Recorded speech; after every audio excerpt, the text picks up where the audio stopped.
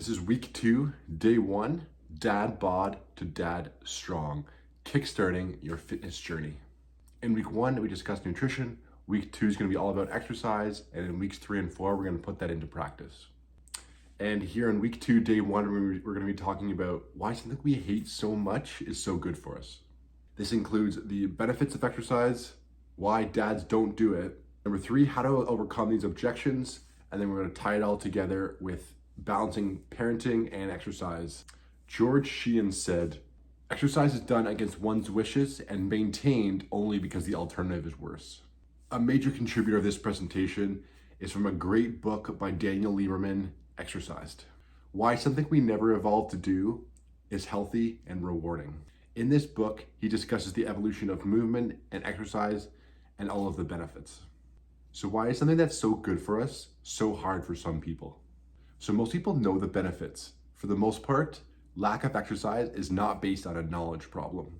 Benefits include improved cardiovascular health, improved weight management, mental health benefits. The Lancet Psychiatry found that those that exercised had about 43.2% fewer days of mental health difficulties compared to those that did not exercise.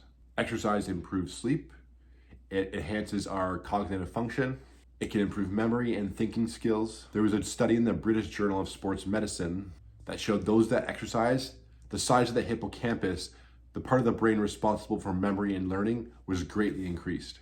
It also reduces the risk of chronic disease. It can help prevent and manage some of the top chronic diseases, including type 2 diabetes, cancer, and osteoporosis. It reduces stress and increases longevity. Regular exercise is linked to a longer lifespan. A study in the Journal of the American Medical Association found that physical activity at any intensity decreased mortality. So if you exercise just a little bit, you're going to greatly reduce your all-cause mortality. But also when our kids are starting to make their own decisions as they get older, if we reflect exercise, they are much more likely to make that choice when it's their turn.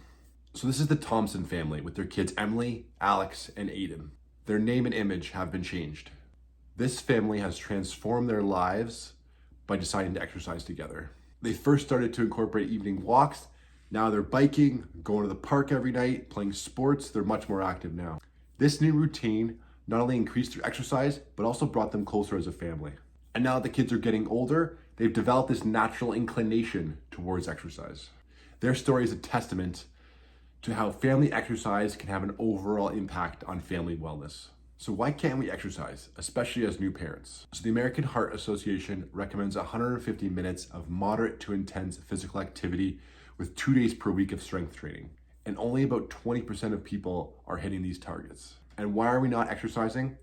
It's certainly not a lack of knowledge. Most people know that exercise is good for us. One of the most common reasons is lack of time or the perceived lack of time. Another big one is low energy levels. You're not sleeping well, you're working all day, you're playing with your kids when you get home. It doesn't leave our cup very full for exercise. The next big reason is a lack of motivation or a strong why. It's hard for some people to maintain that long-term exercise outlook. This is especially true when people are not seeing immediate results and they kind of think, what's the point? And of course, if you're not enjoying what you do, it can feel like a chore, and eventually that motivation is going to dissipate. So how do we overcome some of these major barriers? To mitigate our perceived lack of time, try incorporating exercise into your daily routine. Walking with our kids, playing them at the park, wrestling. All this counts as exercise. Exercise doesn't have to be going to the gym or being on the treadmill. As well, if your kids are still napping, this is a perfect opportunity to get some exercise in. How do we mitigate low energy levels? I just mentioned taking naps when the baby naps. Keeping the exercise routine short. Sometimes we try to save the world by going for an hour, 2 hours, 3-hour run, jog, bike, workout. 10 minutes of yoga, a small walk can make all the difference. As well, getting back to nutrition, like we discussed this a lot in week 1, but making sure we're hitting our protein targets, make sure we're getting enough whole grains, vegetables. This is going to really increase our energy and make us more likely to exercise. Motivation. How do we overcome a lack of motivation? Well, first start with just very manageable tasks. Everyone can put their shoes on. Everyone that can go for a 10-minute walk. Just break it down into small bite-sized chunks. As well, track your progress. Those that use journals or app trackers can see their progress.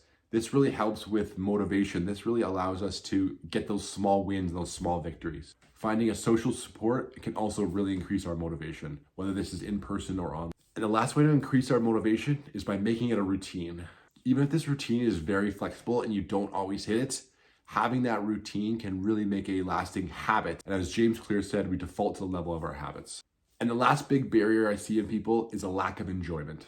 Do something that you love to do. Bowling, swimming, cycling, gardening, dancing. The body doesn't know the difference. If it's sweating during a dance or sweating on the treadmill, it's gonna have just the same effect on the body. Probably even more beneficial if you're enjoying it. Listen to your favorite music, a podcast, bring the TV downstairs, find little ways to entertain yourself during exercise. And a big way to increase your enjoyment, again, is doing it in a social setting, whether this is groups, whether this is sports. Finding a group can really, really impact that enjoyment, and you're much more likely to exercise in a social setting.